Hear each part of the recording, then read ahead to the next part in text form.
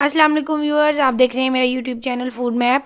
आज हम बनाने जा रहे हैं बहुत ही मज़ेदार आलू गोश्त का सालन। तो चलिए बनाना स्टार्ट करते हैं।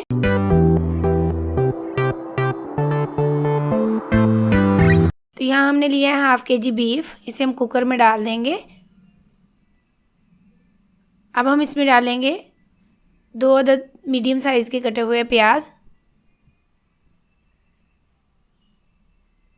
2 अदद कटे हुए टमाटर, 3 अदद कटी हुई हरी मिर्चें, 10 से 12 लहसुन के जवे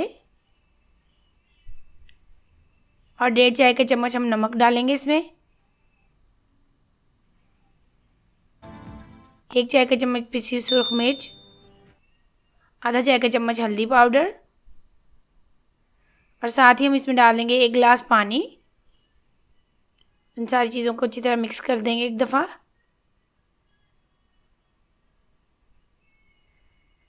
अब हम कुकर का ढक्कन बंद कर देंगे और इसे 12 मिनट तक स्टीम देंगे और साथ ही हम फ्लेम ऑन कर देंगे।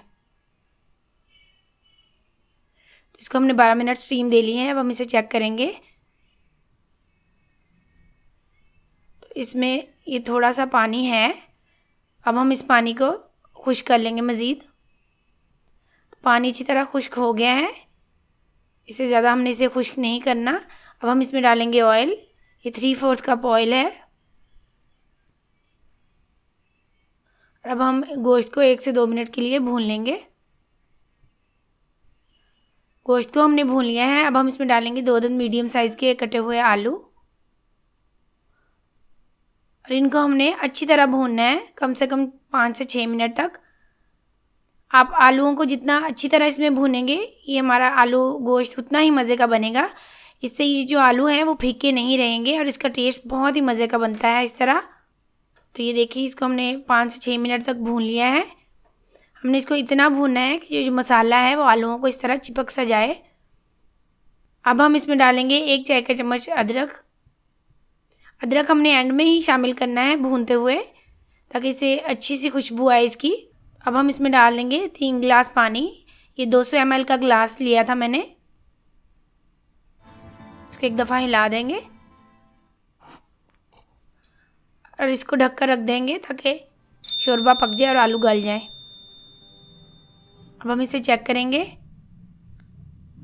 देखिए, हमारा ये जो शोरबा है वो पक गया है और अब आलू भी गल चुके हैं।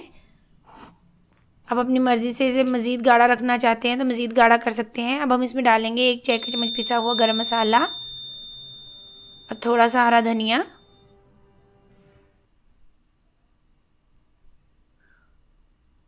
और इसे एक दफ़ा मिक्स कर देंगे। अब हम इसे ढक कर रख देंगे ताकि ऑयल ऊपर आ जाए। तो ये जो हमारा बहुत ही मज़ेदार सा आलू गोश्त का सालन तैयार है। आप इस रेसिपी को ज़रूर बनाइएगा और अगर आपको मेरी रेसिपीज़ अच्छी लगें, मेरी वीडियोज़ को लाइक और शेयर कीजिएगा और मेरे चैनल को सब्सक्राइब करना मत भूलिएगा।